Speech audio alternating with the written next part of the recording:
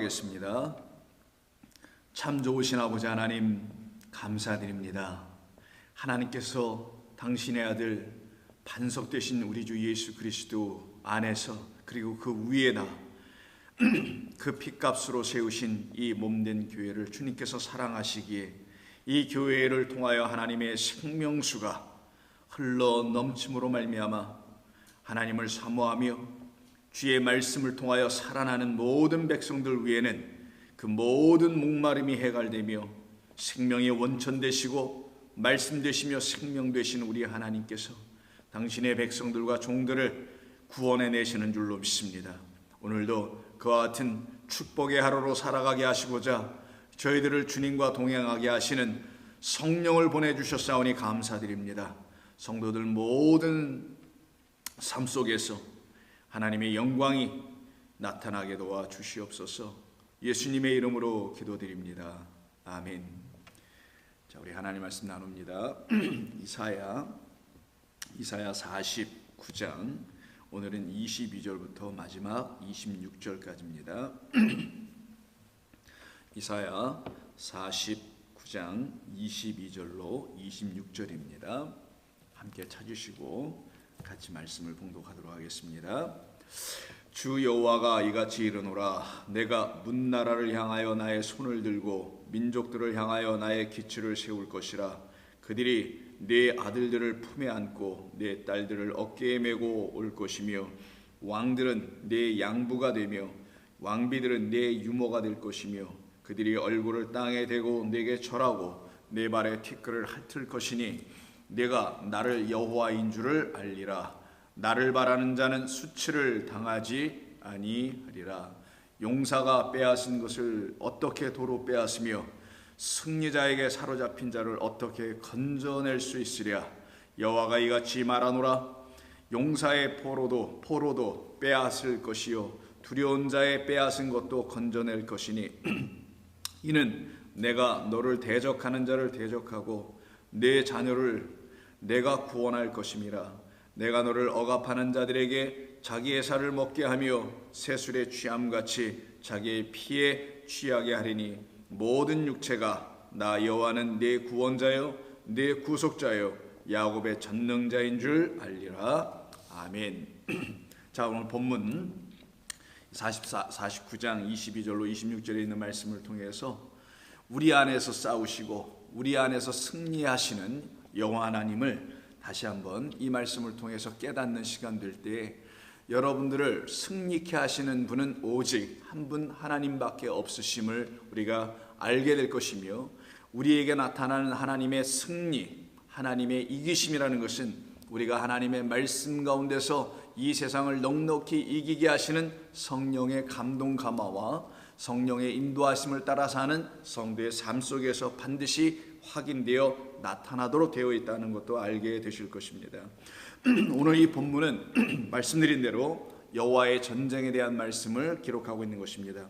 이스라엘은 역사 속에서 많은 전쟁을 경험했습니다. 많은 수탈과 많은 억압과 많은 아픔과 고통과 눈물과 그리고 죽임당함과 빼앗김과 포로됨과 등등의 많은 시련과 고통을 그들은 당했었죠. 그와 같은 모든 고통과 시련들을 그들에게 하나님께서 그대로 허락하여 주셨던 것은 여호와의 전쟁을 가르쳐 주시기 위함이었던 것입니다. 세상의 전쟁은 보이는 전쟁, 밖에서 일어나는 전쟁이지만 여호와의 전쟁은 안에서 일어나는 전쟁입니다. 그래서 이스라엘 백성들은 밖에서 일어나는 전쟁을 통하여 자기들 안에서 일어나야 할 여호와의 전쟁이 무엇인지를 깨달아 알게 해주시려고 하시는 하나님의 뜻이 그들 가운데 그 전쟁과 어려움과 고통과 아픔들을 그대로 허락하셨던 이유였던 것입니다. 그래서 그 고난의 끝에서 여호와 하나님의 승리를 통하여 하나님의 살아계심을 그들은 알게 됐던 것이며 오직 그 하나님만이 그들을 구원해내신 여호와 하나님이라는 것을 역력하게 깨달아 알게 해주시고자 하시는 하나님의 뜻이 있었기 때문이었던 것입니다. 그것은 지금 이 시대를 살아가고 있는 우리들, 역사를 살아가고 있는 모든 인류 가운데 공이 주신 하나님의 뜻을 그 전쟁을 통하여서도 알게 해주시려고 했던 것이니 지금 우리가 겪고 있는 삶 속에서 나타나는 다양한 일들 속에서 여호와의 전쟁이 반드시 있다는 사실도 성도들은 알고 살아가게 될 것입니다. 그 전쟁은 말씀드린 대로 밖에서 일어난 전쟁이 아니요 우리 안에서 일어나는 전쟁이며, 밖에서 승리하는 것이 아니요 우리 안에서 승리하는 것이며, 우리 안에서 여호와 하나님의 이기신 바가 무엇인지를 확연히 깨닫게 하는 새 마음으로 여호와 하나님을 다시 바라보게 하는 그 전쟁, 그것이 바로 하나님의 승리인 것을 말합니다. 이 하나님의 전쟁은 22절에서 이렇게 말씀합니다. 주 여호와가 이같이 이르노라.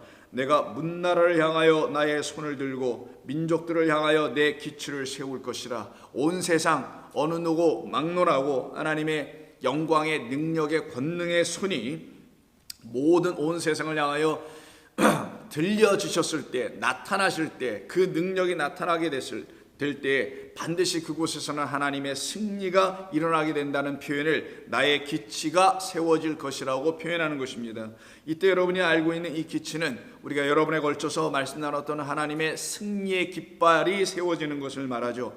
항상 승리는 어떤 고지를 점령한 후에 그 산 위에다 세우는 일종의 장대와 그리고 깃발을, 그 나라 승리한 자가 누구인지를 알려주는 그 깃발 안에는 어떤 문양과 문호와 어떤 기호와 상징과 어떤 문자를 기록하여 그것을 통해서 그걸 바라보는 사람들에게는 알게 해주는 일종의 사인 같은 것이죠. 그래서 반드시 승리하면은 예나 제나 할 것 없이 승리의 깃발을 휘날리게 되어 있는데, 그 깃발은 일종의 기호, 상징, 어떤 사인으로서 그것이 정말 승리자들에게만은 승리의 깃발이 되며, 패한 자들에게는 그것이 결코 그들에게 승리가 되지 아니하기 때문에 알아보지도 확인할 수도 없게 되나, 오직 그 승리가 자기들 안에서 이루어진 하나님의 승리라는 것을 알게 된 사람들은 그 깃발만 보면 그 깃발이 증거하고 있는, 그 기치가 증거하고 있는 것이 무엇인지를, 즉 누구에 의해서 승리된 것이며 누구에 의해서 이기게 된 것인지를 알게 되는 것을 말합니다. 그래서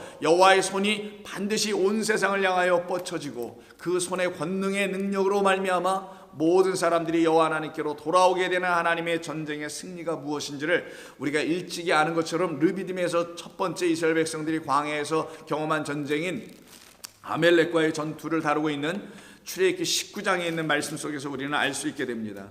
출애굽기 19장 8절 이하를 보시게 되면은 르비딤에서 아멜렉과 그리고 전쟁을 하게 되죠. 모세는 산에 올라가서 아론과 훌이 양쪽에서 팔을 지탱해 줌으로 손을 올리고, 그리고 여호수아가 군사를 데리고 나가서 평지에서 전쟁을 하는 이야기입니다. 이 아말렉과의 전쟁에서 특이점은 여러분 아시다시피 모세가 손을 들을 때는 전쟁에서 이스라엘 백성들이 승리를 하게 되고, 손이 내려질 때는 전쟁에서 이스라엘이 패하게 되는 모습이 등장되더라는 거예요.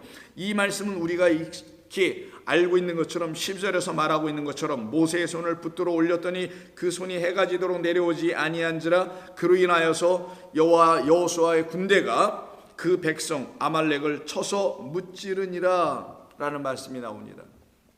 여호와의 손이 올라가게 되니 승리했다라는 이야기인 것이죠.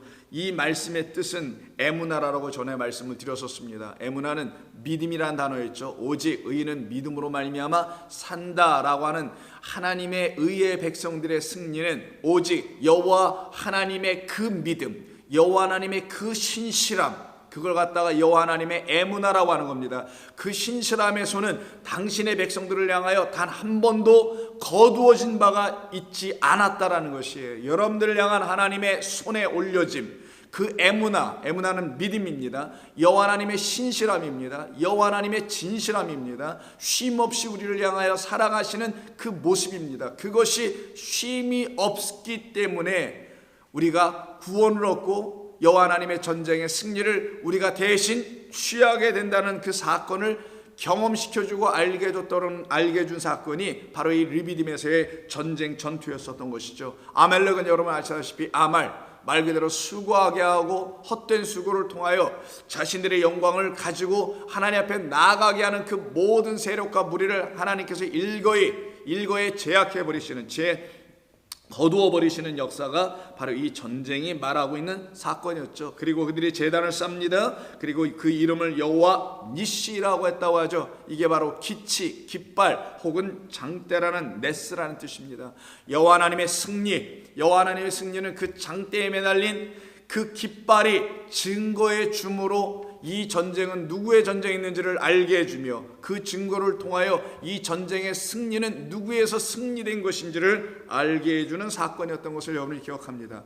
바로 이 전쟁은 우리를 향한 전쟁이었죠. 우리로 하여금 이 세상을 넉넉히 이겨낼 수 있는, 이 세상을 이긴다니까 이 세상과 무슨 싸워서 이긴다는 것도 아니고 우리가 이 세상에서 경험하고 있는 슬픔과 고난과 역경 이런 것을 이겨내본다는 단순한 그런 말이 아니라 이 눈에 보이는 세상에 붙잡히지 아니하고 눈에 보이는 것 그것이 아닌 눈에 보이는 것을 통하여 보이지 않 감추어져 있는 그 영원한 것을 보게 하시기 위해서 이 눈에 보이는 것을 이기게 넘어가게 승리하게 해주시는 여호와 하나님의 전쟁에 대한 이야기인 것이죠. 바로 그런데도 불구하고 이 여호와 하나님이 하시는 일이 무엇인지를 알지 못하여 이 광야에서 다시 이스라엘 백성들은 불평하고 원망을 합니다. 하나님이 내려주신 만나와 메추라기를 통하여서, 특별히 만나를 통하여서 하나님의 양식이 무엇인지를 그들에게 가르쳐 주셨음에도 불구하고 이스라엘 백성들은 끊임없이 모세와 그 지도자와 더 나아가서는 하나님을 원망하게 되죠.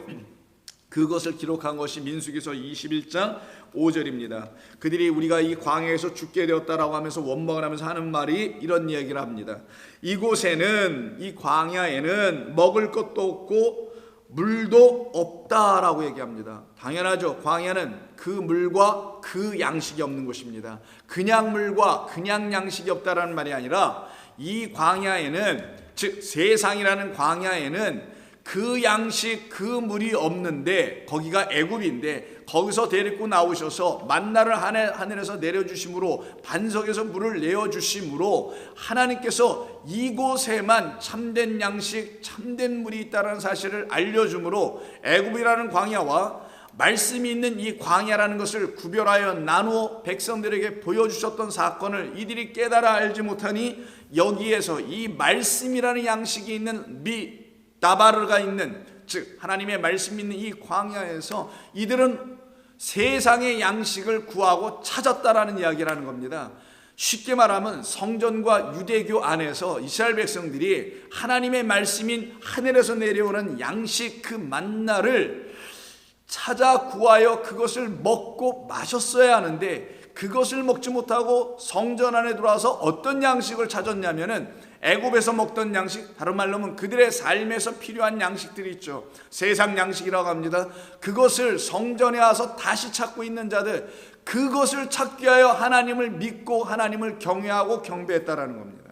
그러면 그들의 신앙생활이라는 그 믿음 생활의 목적은 어디에 있었냐면 여호와 하나님께 있는 것도 아니요, 여호와 하나님을 찬양하는 것도 아니고 오직 자기들의 삶의 영역을 위하여 있었다라는 것밖에 안 되는 거거든요. 이게 바로 광야에서 지금 자기들에게 하나님이 내려주신 양식과 물이 무엇인지를 모르고, 그거는 우리가 원하는 게 아닙니다. 우리가 원하는 건 바로 저 양식이요, 세상에 말하는 그 양식이요, 그러니까 그걸 좀 주세요. 그거를 얻기 위해서 우리가 최선을 다하여 당신이 말한 모든 계명들을 지키고 모든 율례와 법도를 지키고 해온 것 아닙니까? 그러니 우리에게 그걸 좀 베풀어 주세요 라고 하는 종교 생활을 하고 있었던 것입니다.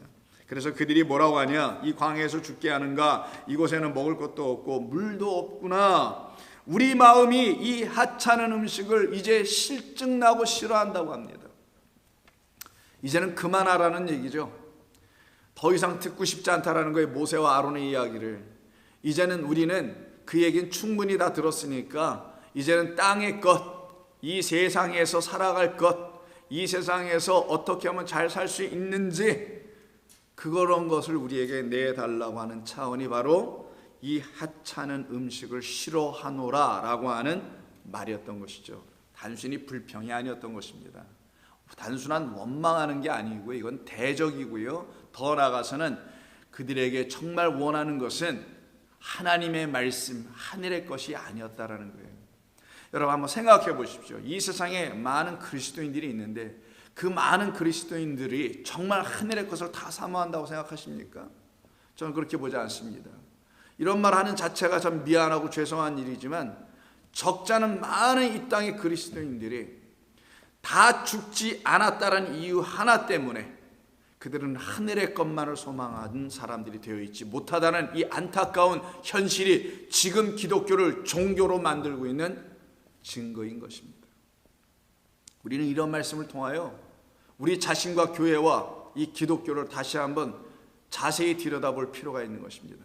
무엇보다도 우리 자신을 들여다볼 수 있어야 합니다. 하나님께서는 당신의 백성들을 구분하시기 위해서 누구랑?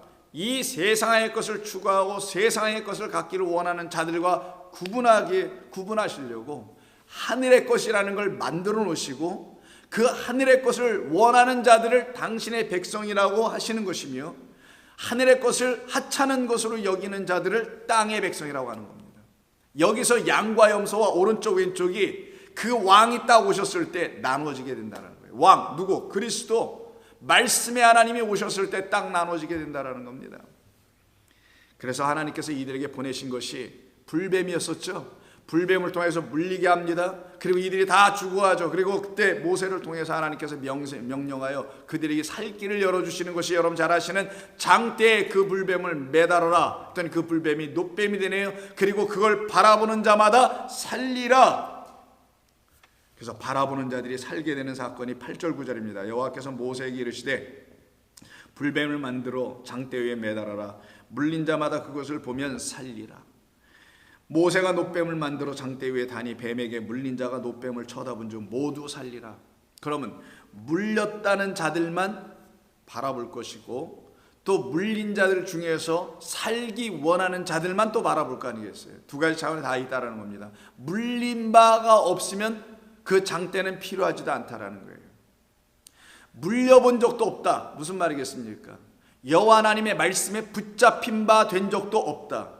율법이 와야, 율법이 있어야 죄가 죄인 줄 알게 되는 건데 하나님의 말씀 자체가 없는데 어떻게 율법이라는 하나님의 말씀에 붙잡힌 바, 다른 말로 하면 이 본문에 근거하면 그 불뱀에 물린 바 된 적이 있었겠냐고요. 그러니 하나님의 말씀에 붙잡혀서 내가 사망의 자리에 물린 자의 자리에 있다는 사실을 안 사람들만 여호와 하나님이 말씀하신 그 말씀에 의지하여 더 이상 하찮은 양식이라는 말을 다 버리게 되고 이것은 생명의 말씀이네요. 나를 살릴 수 있는 유일한 말씀은 하나님의 입에서 나오는 그 말씀만이 나를 살리는 거네요. 그래서 그 말씀 하시니까 장대가 세워지고요, 불뱀이 매달리고 놋뱀이 되고 그리고 살아나는 거 아니에요. 그러니까 모든 것은 여호와 하나님의 입에서 나오는 말씀으로 말미암아 살리라. 이거를 믿게 해주시려고, 그것만이 유일한 방법이라는 사실을 알게 해주시려고, 인류가 살아날 수 있는 유일한 길은 이 길밖에 없다는 사실을 알게 해주시려고 이걸 주신 거란 말이에요. 그럼 1차적으로는 뱀에 물려야죠. 다른 말로 1차적으로는 내가 하나님의 말씀을 하찮게 여겼던 존재라는 사실을 알아야죠. 어떤 의미에서 하찮게요? 이 말씀은 하찮게 소홀히 여겼다 이런 말이겠습니까? 그냥 일주일 내내 성경을 아무 데나 처박아 놓고 안 봤다는 그런 단순한 말이겠어요? 물론 그것도 하찮게 여기는 것이죠. 더 나아가서 하찮게 여겼다는 것은 하늘의 것을 소망하지 않았다라는 거예요. 참된 것을 내게 양식을 주는 그것으로 취하지 않았다라는 것입니다. 오직 눈에 보이는 것, 여기에 붙잡혀 있다라는 거죠. 그 상태에 있는 그들에게 하나님은 불뱀을 보내 물리게 하신 것입니다. 그런 우리에게 불뱀을 보내어 우리를 붙잡아 버리는 거예요. 예수님을 보내는 겁니다. 그 예수님의 말씀에 전부 다 실족하여 걸려 넘어지게 하는 거예요. 어떤 의미에서 실족합니까? 내가 갖고 있었다는 진리라는, 내가 갖고 있었다는 믿음이라는, 신앙이라는 이 모든 것들이 다 그 예수 그리스도 하나님 앞에 다 실족되어 넘어지게 하는 겁니다. 아니었구나, 거짓이었구나, 내가 참으로 몰랐었구나, 내가 무지했었구나, 이걸 역력히 깨닫게 하시는 그리스도 예수 당신의 아들 우리 하나님께서 우리를 불쌍히 여기셨기 때문에 우리에게 보내주신 거고 이 땅에 보내주신 것입니다. 그리고 하나님은 디모데 전서를 통해서 말씀하시죠. 모든 만민이 구원받기를 원하시는 것이 하나님의 마음이었고 뜻이었다라고. 그러니 우리 가운데서 나타나는 이 역사가 이 헛된 이야기가 아니지 않습니까? 그것을 보면 살아나죠. 누가 보겠어요? 하나님을 경외하는 자들이 봅니다. 그 말씀의 능력을 두려워하는 자들이 보는 거예요. 그게 바로 경외. 경외는 두려움과 찬송과 영광이 다 섞여 있는 표현이죠. 하나님의 말씀에 대한 위대함과 그 능력과 그리고 그 말씀이 나를 완전히 사로잡을 수 있는 그 두려움 속에 있는 그런 경험을 하는 모든 성도들에게만 이 말씀은 능력이 되어 그들을 세우는 온전한 하나님의 승리의 기치가 되는 거예요. 그래서 하나님의 승리는 물린 자들을 살려내는 것입니다. 하나님의 승리는 살려내기 위해서 또 물기도 하는 것입니다. 하나님의 승리는 이 세상의 것을 붙잡고 살아가는 자들에게 전쟁을 보내요. 지금은 에피데믹이라고 하죠. 팬데믹이라고 하는 이런 것을 보내요. 당신의 백성들을 물고, 그리고 거기서 하나님 바라보게 하며 돌아오게 하며 살려내게 하며 구원하게 하시는 창조주 하나님이신 것을 다시 한번 이 세상 가운데 들춰내는 것이 지금에서 이루어지는 것이라는 것을 여러분이 알게 된다면 성도는 하늘을 바라보게 되어 있는 겁니다. 위를 바라보게 되어 있는 거예요. 무슨 그리스도인으로 어떻게 잘 살아야 하나, 어떻게 이 세상의 모범이 되어야 하나, 이런 차원의 신앙생활을 하지 않게 됩니다. 하나님을 온전히 바라보는 자들, 경외하는 자들로 세워지게 됩니다. 그래서 시편 60편 3절 이하에서 주께서 주의 백성에게 어려움을 보이시고 비틀거리게 하는 포도주를 우리에게 마시게 하셨나이다. 뭐겠어요? 하나님께서 우리를 당신만이 참되시다라는 것, 당신만이 참 포도주시며 당신만이 온전하신 하나님이라는 사실을 인정하지도 못하고 알지도 못하니 먼저 이들에게 주신 것이 비틀거림과 쓰러짐이라는 거예요. 하나님이 그들을 실족하게 하시는 겁니다. 어떤 자들을? 서 있다고 생각하는 자들을 실족시켜버리는 겁니다. 나는 설 수 없는 자네요. 나는 스스로도 설 수 없지만 하나님 아니고서는 나는 설 수 있는 자가 아니네요라는 것을 알게 해주시고자 하시는 일이었다라는 거예요. 그리고는 이렇게 말씀합니다. 그 끝에 하나님을 향하여 두려워하는 마음, 경외하는 마음을 가진 자들은 그 장대를 바라보겠죠. 같은 마음으로 시편에서 또 뭐라고 하냐, 4절이 주를 경외하는 자들에게는 라고 말씀하는 겁니다. 이때 하나님을 경외하는 자들에게는 하나님께서 주시는 것이 하나 있다네요. 그게 뭐냐? 이스라엘 백성들에게 장대를 주셨던 것처럼 이스라엘 백성들에게 장대 위에 달린 그 불뱀 노뱀을 주셨던 것처럼 이 시편의 기자, 이 기자에게도 똑같이 하나님께서 깃발, 네스라는 그 장대를 주시네요. 이 네스는 깃발로도 번역하고 장대로도 번역합니다. 혹은 기치라고도 한국말로 하고 혹은 사인, 표적이라고도 말합니다. 하나님께서 주를 경외하는 자에게 그 장대, 그 깃발을 주시고, 왜? 주를 경외하니까 살 길을 열어주실 거 아니겠어요? 여러분들이 하나님을 경외하는데 하나님께서 왜 여러분들에게 살 길을 안 열어주시겠어요? 그 영원한 살길, 길과 진리와 생명이라는 그 예수 그리스도를 왜 여러분에게 열어주지 아니하시겠냐고요? 왜 그분을 통해서 하나님의 진리의 말씀이 생명이며 기쁨이며 달고 오면 희락과 평강과 의의 말씀이라는 것을 여러분이 깨달아 알지 못할 이유가 어디 있겠냐고요? 경외한다는데, 하나님 아니면 안 된다는데, 하나님 아니면 안 된다는 사람들에게 어찌 하나님께서 당신의 영 성령을 부어주시지 아니하겠느냐고요? 당연히 부어주십니다. 당연히 부어주십니다. 그래서 주를 경외하는 자에게 깃발을 주시고, 그 깃발을 왜 주시냐? 진리를 위하여 매달게 하기 위함이었다고 말씀합니다. 깃발은 진리를 매달기 위해서 쓰여진 도구였다라는 거예요. 장대는 그 역할, 그 나무의 역할이 뭐였느냐? 나무에 달린, 십자가에 달린 예수님이라는 그 깃발의 역할이 무엇이냐? 장대에 달린 그 노뱀의 역할이 무엇이었느냐? 진리를 드러내기 위함이었다라고 말하는 거예요. 지금 진리를 드러내기 위함이었다. 장대, 곧 진리를 매달 장대였던 것이며, 그 깃발은 장대 위에 달린 진리라는 깃발이었다라는 겁니다. 그러니 이 장대에 달린 깃발이 진리를 증거하고 진리를 드러내는 그런 일을 하고 있었으니, 르비딤에서 에말렉과의 전쟁에서의 그 기치, 니시를 세웠던 것은 그리스도 예수라는 진리를 우리 가운데 주시기 위함 아니었겠냐고요. 그 깃발을 우리에게 주시는 것은 그 깃발에다가 진리의 그리스도 예수를 매달라고 하셨던 것입니다.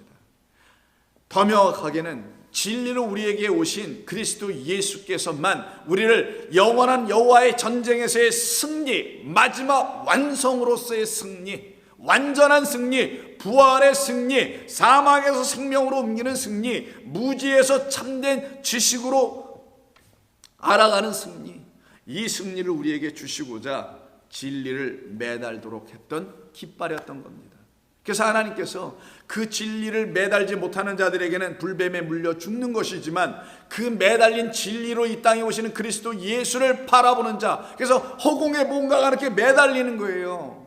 그래서 위를 바라보는 겁니다. 그래서 노아에게 하나님께서 말씀한 거예요. 내가 더 이상 너와 너의 백성들에게 내가 물로 홍수로 심판하지 않겠다라고 홍수 심판 끝에서 새롭게 약속을 해주시죠. 그때 약속해 주셨을 때 그들에게 뭘 줍니까? 약속의 증표로, 하나의 증거로, 그 언약의 증거로다가 심판하지 아니하고 물로 심판하지 아니하고 살려내시겠다라는 그 증거로 무지개라는 것을 주시잖아요. 그걸 갖다 우리가 알고 있는 무지개 언약을 하지 않습니까? 그 무지개를 퀘셰트라고 합니다. 그 퀘셰트가 오늘 이 60장 시편 60편 4절에서 진리를 위하여 달겠다 그랬죠. 그러면 그 깃발은, 장대는 진리를 매다는 장대인데 그 진리가 달려져야 될 그 깃발에 올라간 그 진리라는 것이 코셰트라고 합니다. 똑같은 자음에 발음도 똑같은 퀘셰트 코셰트예요. 그러면 하늘에다 하나님께서 뭔가 하나님께 매달아놓은 게 뭡니까? 그게 바로 무지개라는 거였던 거예요. 근데 무지개가 뭐였어요? 그냥 무지개입니까? 아니죠. 활이었죠. 하나님의 진리의 말씀을 취하도록 하게 하시는 활이었던 겁니다. 진리의 활이었던 것이죠. 하나님의 참된 생명의 말씀 우리에게 깨달아 알게 해주는 그 말씀을 우리에게 보내시려고 했던 거 아니겠냐고요. 그래서 창세기 9장 13절 이하를 보시게 되면 내가 내 무지개를 12절부터 보겠습니다. 하나님이 이르시되 내가 나와 너희와 및 너희와 함께하는 모든 생물 사이에 대대로 영원히 세우는 언약의 증거는 이것이니라. 내가 내 무지개를 구름 속에 두었나니 이것이 나와 세상 사이의 언약의 증거니라. 구름 말씀들 안에 뭘 담으셨다고요? 말씀 안에다가 무지개, 즉 진리를 넣으셨다, 코셰트를 넣으셨다, 언약을 넣으셨다라는 거예요. 이 말씀들 안에, 이 하나님의 말씀들, 이 말씀들은 다 하나님을 증거하는 거란 말이에요. 그 말씀들은 진리를 드러내는 거란 말이죠.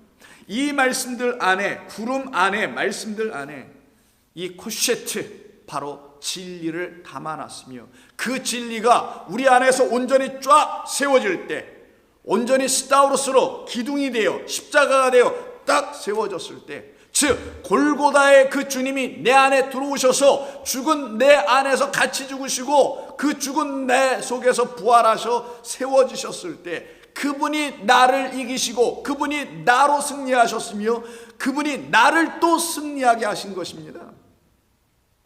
이게 하나님께서 하시는 일이라는 것을 알려주는 것이죠.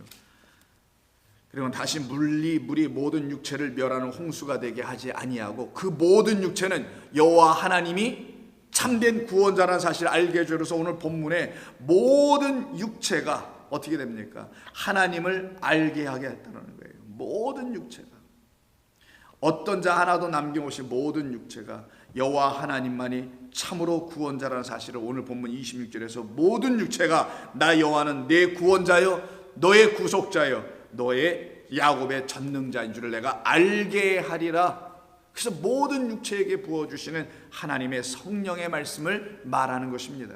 그래서 무지개가 구름 사이에 있게 하셨던 것이고요. 그래서 그 모든 육체를 가지고 있는 땅의 생물들 사이에 영원한 언약을 기억하리라. 하나님이 노아에게 이르시되 내가 나와 땅에 있는 모든 생물 사이에 세운 언약의 증거가 이것이니라. 바로 언약이 증거하는 건 뭐겠어요? 언약, 하나님의 맹세의 말씀이죠. 맹세의 말씀들이 증거하는 것은, 성경은 나에 대해서 증거하는 것이요 나를 증거하는 것이니 오직 언약이 증거하는 것은 그리스도 예수입니다. 그래서 그 언약을 증거한다 해서 언약궤를 또 증거궤, 그 증거궤라는 언약궤 안에는 하나님의 말씀이 담겨 있지 않습니까? 바로 이와 같은 역사를 통하여 하나님은 당신의 말씀을 우리에게 보내셔서, 즉 무지개라는 그 언약을 보내셔서 우리로 하여금 진리의 말씀 가운데 서게 하게 하심으로 여호와 하나님의 우리 안에서의 싸움과 그 승리가 무엇인지를 완전히 알게 해주시는 것이죠. 우리 안에 있는 거짓된 그 옛뱀, 용, 마귀, 사탄이라고 하는 그 거짓 선지자 짐승으로 완전히 채워져 있었던, 그것에 의해 지배를 받고 있었던 우리의 옛사람이 다 끊어져 버리고 우리를 하나님의 성령의 새로운 물과 포도주를 부어주심으로 우리를 새 사람으로 승리하게 하시는 하나님의 놀라운 역사에 대한 증거를 잠언 22장 21절에서도 이렇게 말씀합니다. 잠언 22장 21절. 내가 진리의 확실한 말씀을 깨닫게 하며 또 너를 보내는 자에게 진리의 말씀으로 화답하게 하려 함이 아니냐라고 말씀합니다. 내가 아들을 놓고 우리를 놓고 말하는 것이죠. 진리의 에메트입니다. 여러분 잘 아시는 진리는 에메트로 번역하는 게 일반적이죠. 근데 그 에메트 옆에다가 확실한 말씀이라고 써 있는데 이때 확실한이라고 번역된 단어가 바로 코셰트입니다. 아까 시편 60편 4절에서 읽었던 그 진리라는 그 코셰트를 말하는 거예요. 그 진리를 위하여 달겠다는 그 깃발입니다.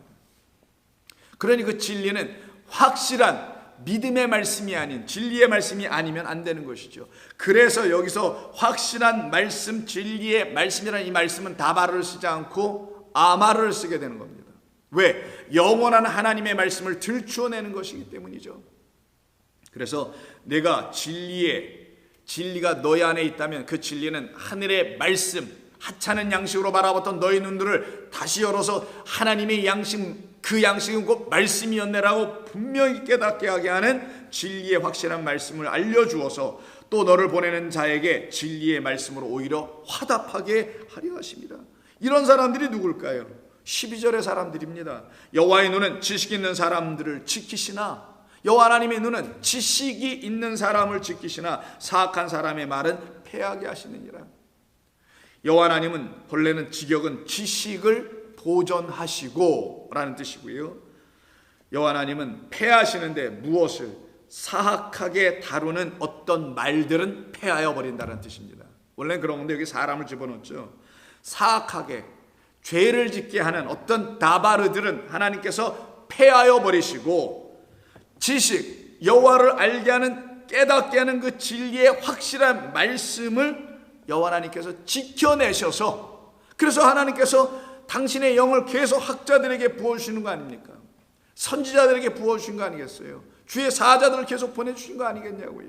그리고 그 말씀을 온전한 지식으로 딱 갖게 하도록 지켜내셔서는 지금도 이 세대에게도 전해주시고 다음 세대에게도 전해주시고 하나님의 시간이 다하는 그날까지 하나님께서 끊임없이 그 지식을 온전히 전하실 것입니다. 지켜내실 것입니다. 그래서 예수님께서 말씀하시잖아요. 내가 율법을 폐하러 온 게 아니야. 폐하해줘야 될 것은 인간의 그 누룩들이 들어간 섞인 마음으로 하나님의 말씀을 다뤄 왜곡시키고 변곡시켜버린 거짓된 율법이 거짓될 수 없는데 율법을 거짓되게 만들어 이스라엘 백성들에게 주고 있는 사두개인과 바리새인들의 그 누룩, 그것은 폐하여져야 하나 하나님의 말씀 다바르는 우리에게 진리를 알려주는 확실한 쿠셰트의 아마르가 되어야 되기 때문에 확실한 그 언약의 말씀으로 우리 가운데 진리의 깃발에 달려져야 될 하나님의 승리가 되어야 되기 때문에 우리 안에서 그 말씀은 보존되게 하실 것이다. 그래서 예수님께서 그러시잖아요. 이 땅에 오셔서 말씀을 다 전하시고 제자들을 양육하신 다음에 요한복음 17장에 가면 아버지여 때가 이르렀습니다. 아버지에게 영광을 돌릴 때가 왔습니다. 아버지께서 내게 주시고 맡겨주시고 부탁하신 그 사람들을 내가 보존하였나이다라고 하지 않습니까? 뭘로요? 예수님이 두 팔로 보존해 주셨나요? 아니죠. 그들 안에 당신을 넣어주셨다라는 거죠. 진리를 넣으셨다라는 겁니다. 생명이 무엇인지를 알게 해주는 말씀을 그들에게 부어주시니 이들이 바로 그와 같이 세워지더라는 거예요. 그래서 17절 잠언 22장 17절에서도 너는 귀를 기울여 지혜 있는 자의 말씀을 들으며 지혜 있는 분은 한 분밖에 없습니다. 2장서부터 언급되어 있는 우리를 부르시는 여호와 하나님이십니다. 이 땅에 오신 그리스도 예수님이 바로 지혜로우신 분입니다. 그 지혜는 이 세상의 지혜를 말하는 게 아니죠. 진리를 깨닫게 하는 참된 하나님의 말씀을 가지신 분을 지혜 있는 자라고 하는 거고 그분의 말씀을 들으라라고 하는 겁니다. 그러면 내 지식에 마음을 두게 될 것이다. 우리의 지식은 버리고 누구의 지식을 취한다고요? 당신의 지식을 취하는 자들이 되는 겁니다. 이들에게 바로 이와 같은 승리를 이루시는 여호와 하나님으로 말미암아 구원받고 그 전능자의 손에서 건짐을 받아 구속의 은총 안에 거하고 있는 사람들에게는 하나님이 영광을 부어주시는 거예요. 그 영광의 모습을 23절에서 오늘 본문이 이렇게 얘기하는 겁니다. 49장 23절, 왕들은 내 양부가 되며, 이때 양부가 된다는 것은 아만인데, 아만은 여러분 아시다시피 아멘을 만들어내는 단어죠. 확실하게 증거해 주겠다라는 거예요. 분명하게 도와주겠다라는 겁니다. 그래서 support 아니면 conform이라는 단어로 사용되는 단어거든요. believe라는 뜻 당연히 있습니다. 그래서 양부가 된다라는 이 명사로 썼지만 여기는 사실 분사, 동사입니다. 왕들은 어떤 역할을 하냐, 너를 서포트하게 될 것이다. 너를 오히려 책임지고 도와주는 자들이 될 것이며, 그 왕들은 한때 뭐였어요? 그들을 전쟁으로 해서 죽이고, 외세의 그 왕들이니까 들어와서 쳐서 물리치고 죽이고 했던 해하는 자들이었거든요. 근데 이들이 뭘 하냐, 이제는 이스라엘 백성들을 섬기는 자, 하나님의 백성들을 섬기는 자가 됐다라는 거예요. 이게 무슨 뜻이냐면은 여호와 하나님의 백성들은 그들의 밖에 있는 것이 자기들이 섬겨야 될 대상과 그 밖에 눈에 보이는 것을 가지고 자기들의 삶을 섬기라고 하는 어떤 도구로 바라보면 그들이 어떻게 하냐, 오히려 우리들을, 성도들을 해하게 하는 자가 되지만 그게 아니었구나라는 걸 깨닫고 자기들 안에서 이루시는 하나님의 참된 말씀을 듣기 시작할 때는 그 모든 것들을 통하여 하나님은 우리를 섬기시려고 했다는 걸 알게 되더라는 거예요. 눈에 보이는 모든 것은 우리를 섬기기 위한 도구, 어떤 의미에서 섬김? 우리를 하나님의 백성 되게 하기 위한 섬김이었다는 겁니다. 그래서 인자는 섬기며 오셨다고 하신 거예요. 보이는 모든 것들이 이제 우리를 온전히 섬기는 자가 되더라는 거예요. 내가 그걸 섬겨주어서 그것이 나에게 뭐를 내어주는 혜택을 얻기 위해서 이 세상을 섬기고 자기가 생각하는 이상과 꿈과 어떤 것들을 가지고 섬겨보는 삶이 아니라 그 눈에 보이는 모든 것들이 나를 섬겨줘서 나를 진리 가운데 거하게 하고 여호와 하나님을 알 수 있는 그 길, 지식의 길로 들어가게 만들어준다는 것이죠. 그것을 좀 설명하는 것이 왕들은 내 양부가 되며 왕비들은 너에게 유모, 젖을 준다는 뜻입니다. 야나크라 해서 젖을 주는 자가 되며 생명을, 먹이를 주는 것. 그들이 얼굴을 땅에 대고 내게 절하며 내 발에 티끌을 핥을 것이니, 이게 첫 번째로 그들에게 나타난 여호와 하나님의 전쟁의 승리의 탈춤을 같은 것이죠. 전리품 같은 것입니다. 두 번째는 이로 인하여 내가, 즉 내 기치가 너에게 딱 세워졌을 때, 내 안에 세워졌을 때 내가 나를 여호와인 줄 알게 되며 나를 바라는 자는 수치를 당하지 아니하리라. 부끄러움을 당하지 아니한다고 하네요. 이 부끄러움을 당하지 않게 되는 성도들로 우리를 삼으신다는 것이에요. 그래서 시편 119편에서 이 부끄러움을 당하지 아니하는 자들의 삶의 모습을 시편 119편 31절이 이렇게 증거해 줍니다. 내가 주의 증거들에 매달렸습니다. 주의 증거들을 꼭 붙잡았다라는 거예요. 여러분 절벽에 막 떨어지려고 할 때 나뭇가지 하나 딱 잡았다 한번 생각해 보십시오. 여러분 그걸 놓을 수 있습니까? 나무 뿌리가 뽑혀지지 않기만을 소망하고 끝까지 붙잡고 어떻게든지 기어 올라가려고 할 거 아니겠어요?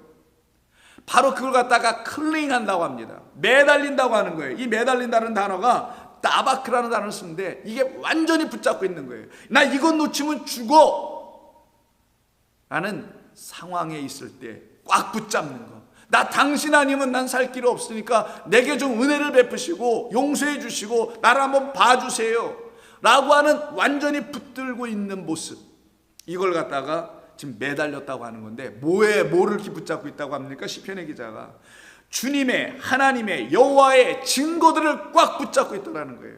여호와 하나님께서 증거해 주신 게 뭡니까? 이 전부 다가 증거 아니에요. 그래서 옛 증거, 새 증거에서 옛 언약, 새 언약이라고 하지 않습니까? 증거의 책이라고 하잖아요, 성경을 갖다가. The Book of Testimony. 바로 하나님의 말씀만이 하나님을 증거해 주는 것이며, 이 안에 있는 수많은 증거의 말씀들은 우리 주 예수 그리스도 그 한 분을 증거하더라는 거예요. 그래서 그 한 분을 증거하게 하기 위해서 하나님께서 수많은 증거들을 우리에게 주셨던 것이며, 그 증거들이 결국 나를 살려내는 하나님의 말씀이었다는 사실을 아는 자들은 그 말씀을 마치 절벽에서 나무를 붙잡듯이 꼭 붙잡고 있다는 겁니다.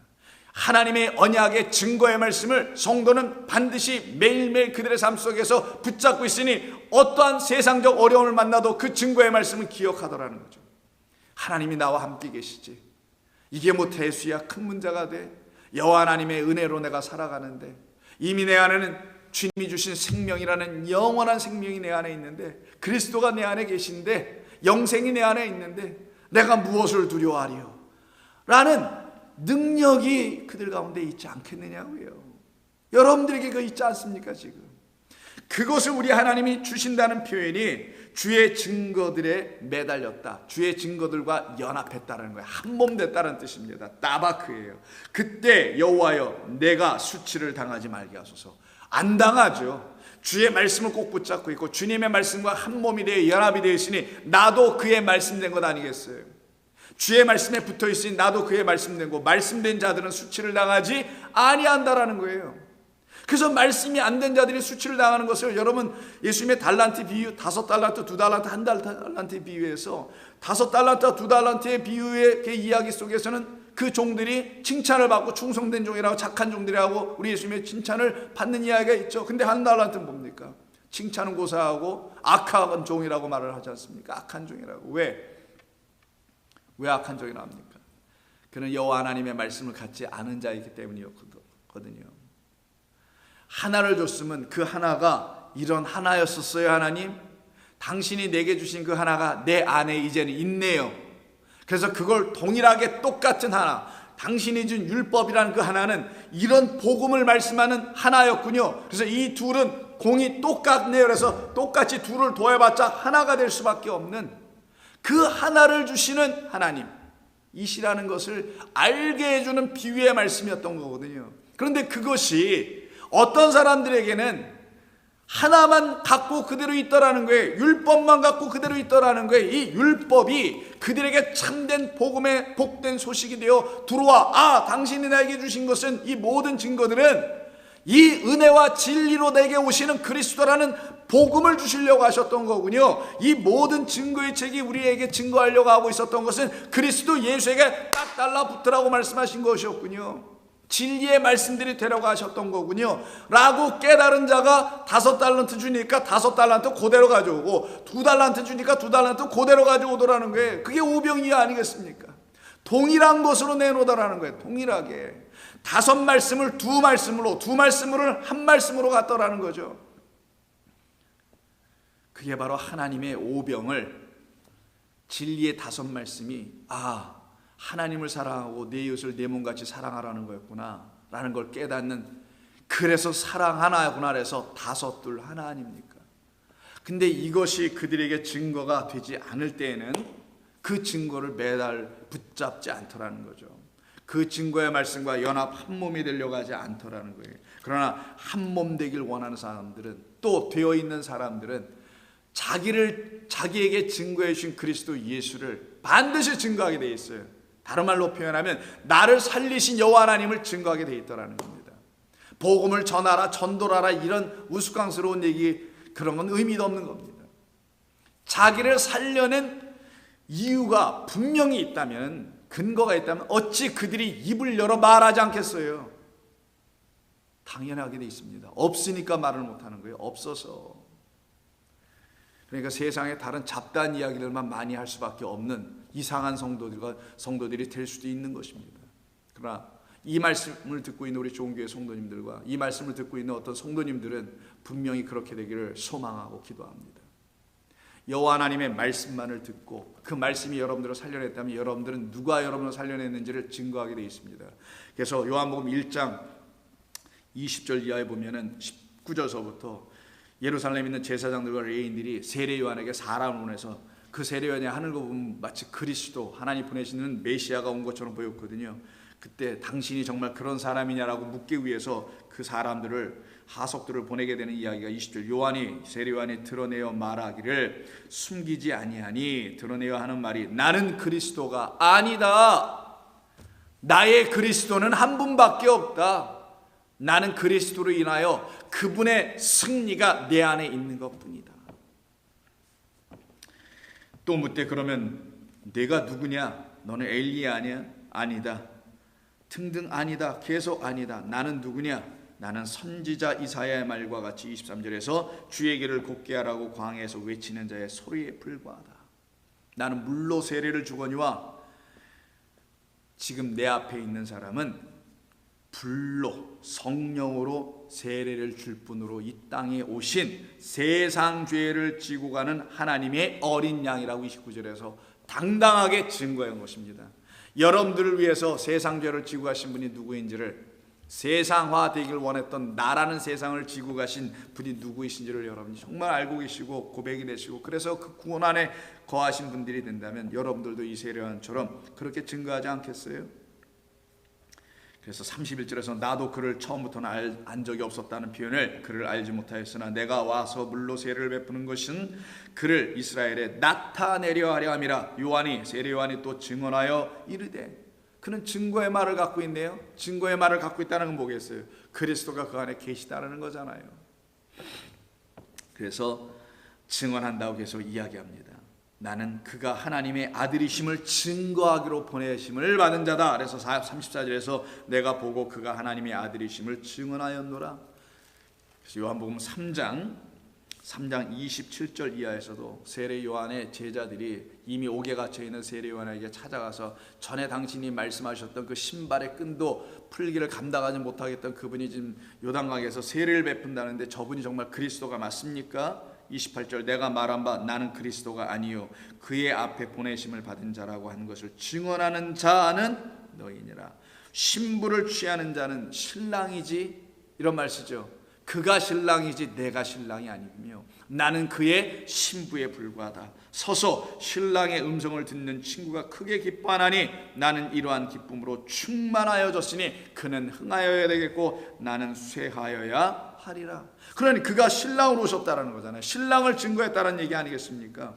그 신랑, 증거하러 오신 신랑이 어떻게 합니까? 장대에 달림으로 증거하더라는 거예요. 장대에 달린다는 게 뭡니까? 아까 말씀 그대로 기치가 된다는 거죠. 우리 안에서 하나님의 하찮은 양식이 더 이상 하찮게 들려지는 양식이 되게 하지 않고 생명을 낳는 양식이 되도록 다 바꾸어 버리시기 위해서 그가 장대에 달리러 오셨다라는, 그래서 모든 구약의 신약에 있는 증거의 말씀들은 다 그리스도 예수 한 분을 향하여 증거되었다라는 거.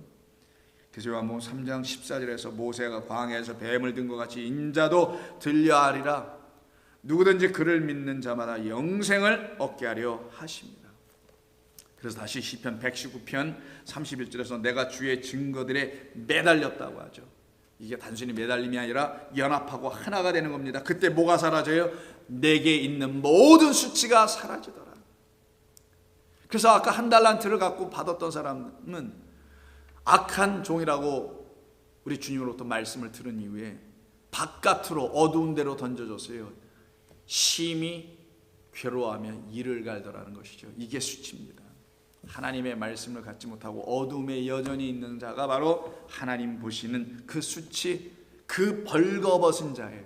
이 벌거벗은 자, 그런 우리들을 향하여 우리 하나님께서 말씀들, 수많은 증거들을 보내시고 그 증거들이 한 분만 증거하게 되네요. 그게 그리스도 예수님이라는 한 분, 사람으로 말하면 그리스도 예수시고 성경으로 말하면 진리의 말씀, 생명의 말씀을 증거하더라는 거예요. 하나님의 말씀이 생명의 말씀이라고 증거하더라는 거죠. 그 말씀과 어떻게 하겠다고요? 연합하게 되더라는 거예요. 그럼 연합하면 어떻게 된다고요? 내 안에 있는 모든 수치, 말씀 없음의 수치, 이를 갈 수밖에 없는 수치, 이를 간다는 게 무슨 뜻이라 그랬죠? 이를 버드덕 안 갚음하기 위해서 기회를 노리고 다시 복수하기 위해서 이를 간다는 말이 아니라, 이를 간다는 것은 항상 이는, 성경에 말씀하는 이는 쉰이라고 하는데, 쉰은 위에니 아랫니가 있어서 그 안에다가 반드시 입에다가는 양식, 곡물이 들어가서 위에니와 아랫니가 서로 마찰을 일으키고 씹어서 분쇄하는 기능을 한단 말이에요. 근데 이를 간다라는 건 분쇄할 내용인 양식이 없기 때문에 서로 위에니와 아랫니만 그냥 갈리고 있는 상태, 양식 없는 자. 그래서 율법 하나만 갖고 있으니 율법과 복음, 윗니와 아랫니가 만나서 서로 이껴져서 진리를 우리 가운데, 은혜를 우리 가운데 부어주셔야 하는 것인데, 어떤 자들에게는 바로 그 한 달란트 받은 자를 예를 들어서 그와 같은 자들에게는 율법 하나만 갖고 그걸로 가려고 하니 이빨을 가는 소리가 나더라는 거예요. 양식 없는 자의 소리라는 것이죠. 이게 어두운 곳에 있는 자. 그러나 그 말씀을 딱 붙잡고 말씀과 연합한 자들은 수치를 당하지 아니하고 그는 수치를 당하더라는 것이죠. 그래서 이 매달린다로 여기 시편 119편 31절에 말하고 있는 따바크가 단순히 매달리는 게 아니라 아까도 말씀드렸지만 연합하고 한 몸이 되는 겁니다. 그래서 이 말씀이 처음으로 쓰여진 곳이 창세기 2장, 여러분 잘 아시는 남자 여자를 만드시고요, 그 여자를 그 남자 앞에 데려다 뒀더니 이는 내 살 중에 살이요 뼈 중에 뼈요 살 중에 살이란 말을 하죠. 그리고 여자라 불러줍니다. 그리고 24절에서 이런 진리의 말씀 우리에게 또 알려주시죠. 이러므로 남자가 부모를 떠나 그의 아내와 합하여 둘이 한 몸을 이룰지니라. 이게 하나님의 뜻이었다. 당신이 남자가 되어 당신이 남자인 그 아들을 우리에게 보내요. 우리라는 여자 하나님의 백성들과 연합을 하여 둘이 한 몸을 딱 이루게 되네요. 이때 아내와 합한다는 말이 나오죠. 이게 무슨 합방하는 그런 얘기가 아니라 말씀이신 그 남자가 오셔서 우리 말씀되지 않은 자를 딱 삼켜버리고 가리워버리고 덮어버리고 우리와 하나로 연합한다. 이때 합하여가 바로 시편 119편 31절에 있는 매달린다는 말의 따바크입니다. 이게 바로 합하는 거예요. 주의 말씀을 꼭 붙잡고 있는 자들이 어떤 자들이라고요? 주님과 연합한 자들만 그렇게 합니다. 주님과 한몸된 자들만 날마다 주의 말씀을 묵상해요. 성경을 아웅대나 그냥 처박아 놓고 있는 자들이 아닙니다. 하나님의 말씀을 주야로 묵상함이 즐거움이라. 하나님의 말씀을 듣고 또 들려주시오. 찬송도 그런 찬송이 있잖아요. 또 듣고 또 듣는 것이 나의 영혼에는 기쁨이고 나의 영혼에는 불안과 근심이 다 일거에 사라져버리고 참된 평안과 안식이 몰려 들어오며 그 끝에 하나님이 주시는 참된 소망이 나를 찬송하게 하는 새 삶의 사람으로 가니 그가 어찌 수치스러운 사람이겠느냐고요. 진짜 수치는 하나님을 알지 못함과 하나님의 말씀이 그 안에서 살아 역동하지 못함이, 율법과 복음이 서로 만나지 못함이 수치 아니겠습니까? 그래서 그 다음 25절에서 아담이 그의 아내와 두 사람이 벌거벗었으나, 이게 수치스럽다란 단어죠. 벌거벗었으나 부끄러워하지 아니하더라. 수치스러울 것 같은데 하나도 수치스럽지 않더라는 거예요. 이것이 하나님의 뜻이었습니다. 그래서 부끄러워하지 아니하다, 오늘 본문에 수치를 당하지 아니하다라는 보시라는 단어를 쓰게 되는 겁니다. 바로 이게 성도 아닙니까? 우리에게 주시는 하나님의 놀라운 은혜와 특권 아니겠냐고요. 바로 그러기에 성도는 주님이 세우신 기치, 그 승리, 여호와의 승리 안으로 다 모여들게 돼 있어요. 누구 앞으로? 온 세상이 그리스도 예수 앞으로 모여들게 돼 있는 겁니다. 싫든 좋든 다 모여들 수밖에 없게 만들어 놓으십니다. 왜? 그래야 그들에게 하나님께서 진리를 주셨다라는 하나님의 일하심이 다 모든 사람에게 공평하게 이루어지는 것이며, 누구도 핑계치 못하고 변명하지 못할 만한 하나님의 이유를 당신이 만들어 놓으신 거거든요. 그래서 이사야 54장 4절 이하에서 두려워하지 말라. 내가 수치를 당하지 아니하리라. 놀라지 말라. 내가 부끄러움을 보지 아니하리라. 어떤 부끄러움? 세상에서 못 먹고 못 살고요. 뭐가 또 부끄러울 수 있을지 모르겠습니다. 그러나 그 정도의 부끄러움을 성경은 부끄러움이라 하지 않아요. 내가 부끄러움을 보지 아니하리라. 내가 내 젊었을 때의 수치를 잊겠고 과부 때의 치욕을 다시 기억함이 없으리니 이는 너를 지으신 이가 내 남편이시라. 그의 이름은 만군의 여호와이시며 내 구속자는 이스라엘의 거룩한 이시라. 그는 온 땅의 하나님이라 일컬음을 받으실 것이라. 여호와께서 너를 부르시며 마치 버림을 받아 마음에 근심하는 아내 곧 어릴 때의 아내가 되었다가 버림을 받은 자에게 함과 같이 하실 것임이라. 내 하나님께서 말씀하셨느니라. 내가 잠시 너를 버렸으나 큰 긍휼로 너를 다시 모으게 할 것이다. 모을 것이라. 내가 넘치는 진노로 내 얼굴을 내게서 잠시 가렸으나 영원한 자비로 너를 긍휼히 여기리라. 내 구속자 여호와 하나님께서 말씀하셨느니라. 그래서 오늘 본문이 우리 하나님만이 참된 구속자라고 말씀하는 겁니다. 마지막으로 같은 이사야 62장 10절 이하를 볼까요? 이런 사람들에게는 반드시 하나님의 승리가 날마다 역사됩니다. 성문으로 나아가라. 백성이 올 길을 닦으라. 큰 길을 수축하라. 돌을 제하라. 만민을 위하여 기치를 들으라. 그 깃발을 들으라. 그 깃발에는 진리의 말씀이 쓰여 있죠. 진리신 그리스도가 매달려 있죠. 진리신 그리스도가 우리 안에서 펄럭이고 있습니다. 살아계시다라는 얘기입니다. 여호와께서 땅 끝까지 선포하시되 너희는 딸 시온에게 이르라. 보라 내 구원이 이르렀느니라. 보라 상급이 그에게 있고 보응이 그 앞에 있느니라 하셨느니라. 사람들이 너를 일컬어 거룩한 백성이라 여호와께서 구속하신 자라 하겠고 또 너를 일컬어 찾은 바 된 자여 버림받지 아니한 성읍이라 하리라. 그래서 우리 하나님의 이름은 이와 같은 구원을 경험한 모든 사람들에게는 나 여호와는 내 구원자요 내 구속자요 야곱의 전능자인 줄을 알리라. 기도하겠습니다.